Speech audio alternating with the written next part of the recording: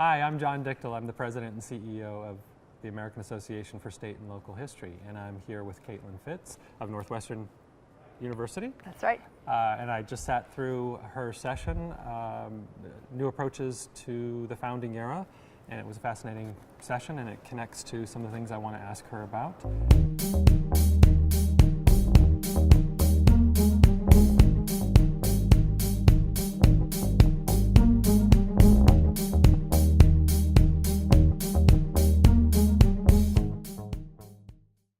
So, coming out of your session, where the panel was talking about some of the new ways that that scholars today are reinterpreting the American Revolution, the Age of Revolution, thinking about multiple narratives, the centrality of race, importance of talking about violence.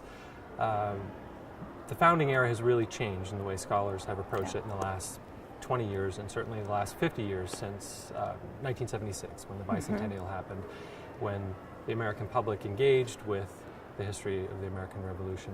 So thinking about that, what are some ways that you think the American public's understanding has changed about history? Has it kept up? Well, 50 years ago, I think the public's understanding was perhaps a little bit closer to historians' understanding, insofar as historians were very focused on this ideological interpretation of the revolution. So Bernard Bailyn's Ideological Origins of the American Revolution had come out a few years before, and we had this high-level understanding of how ideas contributed to the war effort. And it's a really important and profound book that is well deserving of its influence, and I still use it a lot in my teaching. But the revolution that we talk about today is a much more ethically messy story. It's a more complicated story that spends less time on that higher level ideology and more time on the violence of the war, more time on, say, loyalists and people who lost in the revolution, not just in terms of who lost the battles and who lost the war in the kind of geopolitical conflicts, but also what the war meant for women or for Native Americans or for African Americans. So I think our story of the revolution now is really kind of haunting. It's ethically complicated. It's not the kind of scholarship you can read before you go to bed at night.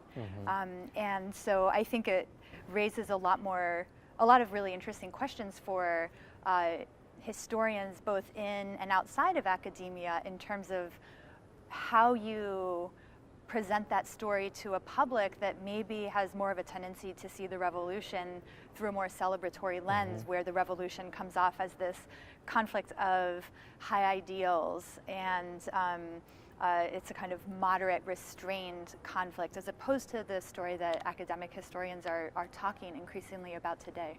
So you think in some ways the American public today there's a greater gap between the public's understanding of history and where scholars are than 40, 50 years ago.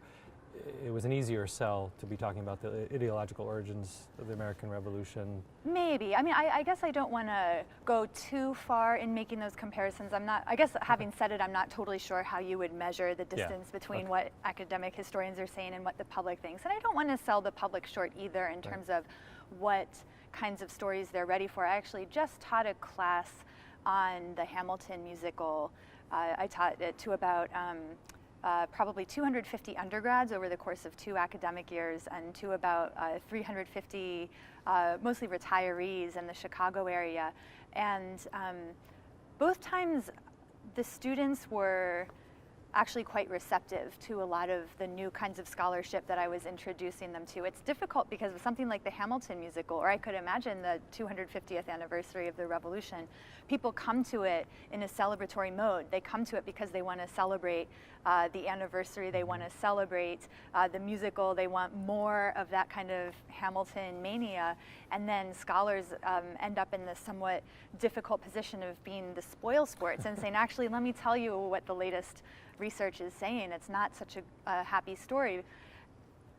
I have found in my teaching, though, that people are open to those kinds of stories. I've had special success in presenting them as stories, so telling stories about individual people who lived through this revolution, sometimes who kind of emerged as victors and that their lives improved because of the revolution. Right. But I've also told stories about people who really had profound losses in the revolution. And if you can put a human face on that, I think it's a more compelling story, or it's a more compelling way to frame that narrative, that these aren't just abstract people whose lives are being shaped by the war, but it's very real people, some of whom had good experiences and others of whom really suffered in ways that we have to really come to terms with.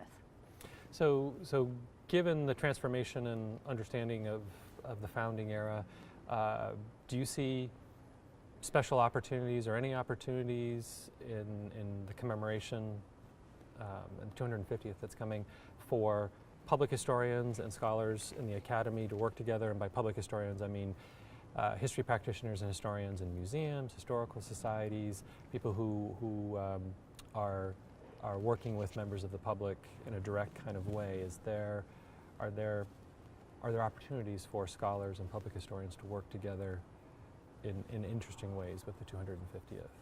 Yeah, I mean, frankly, I'm really interested in developing lasting relationships between people in academia and outside it, so that when these sometimes expected, sometimes unexpected moments occur, when people outside of the history world are really interested in American history. So we can expect it with the anniversary coming up. We didn't expect it necessarily with the Hamilton musical, but if we have these long-standing relationships, then when the moment comes, we can be ready with the events, the discussions, the panels, and so forth, to kind of strike while the iron's hot and to meet the public where they are when they're interested in it. How about the sort of the reverse? Are any challenges or problems that come to mind that you think specifically about the 250th and thinking about the American Revolution and most Americans, if they think about the American Revolution, thinking about it in some kind of unique, special American exceptionalist kind of way? Are there problems there for public historians and academic historians in presenting that? Yeah, I think the challenge is also the opportunity. The challenge is that people often come to these public history events because they're excited about the history. If it's a history of the revolutions, if it's an anniversary event, they're coming because they're excited about it. Maybe they think the revolution is, they see this as part of a celebratory narrative. Right. And so that puts a public historian or a teacher in a difficult position of wanting to channel that very real interest while also doing justice to the more recent scholarly work that tells a more complicated story. And so I think telling stories, like I was just saying about a wider group of people who lived through this period, is one really important way and a powerful way to start to share these more complex ethical landscapes of the revolution with a greater variety of actors. Do you think the 250th anniversary of the American Revolution will be an opportunity to help members of the American public to feel inspired about stories that broaden the narrative, that make it more diverse and inclusive, yet might challenge their kind of favored narratives that they learned in school, more simplistic story of the past? Yeah, I think stories are one of the most powerful tools that historians have to interest and engage the wider public. I mean, I think historians rely on stories ourselves to understand the past. I think stories bring past people to life. If you can tell a story about a past person, that's one way of explaining what was at stake in the revolution, right? People's lives are at stake. The dimensions of people's lives are at stake. These past people are real people who care as much about their world as we do about ours. And if you can convey that, so make not just the sort of analytical argument, but also get audiences to appreciate this almost at an emotional level, right? To connect with these past people and empathize with them a little bit. If we can tell stories, yes, of the winners and what the revolution meant to them, but also stories about the losers or those who were caught in the middle or those who wanted desperately just to stay out of it and, you know, keep doing what they had been doing with their lives. And I think that's the point at which we can convey the war in all of its messiness and complexity and wonder. To me, that's what makes the revolution and history in general so interesting. So I think we have very little to lose if we do tell stories, and I think we do have quite a bit to lose if we don't, both in terms of our ability to fully understand the past and also in terms of our ability to reach a broader public. Can you think of ways that scholars in the academy and public historians can find a balance between telling stories about the past that invite individuals in to see themselves and to empathize and to feel that sense of wonder, as you talked about, on the one hand, and also tell a narrative, a single narrative that unifies somehow? To me, that seems like the challenge. A challenge is we can tell 1,000 stories where lots of people of different kinds of diverse pasts and experiences can find themselves, but how do we need to tell a unifying story with the 250th?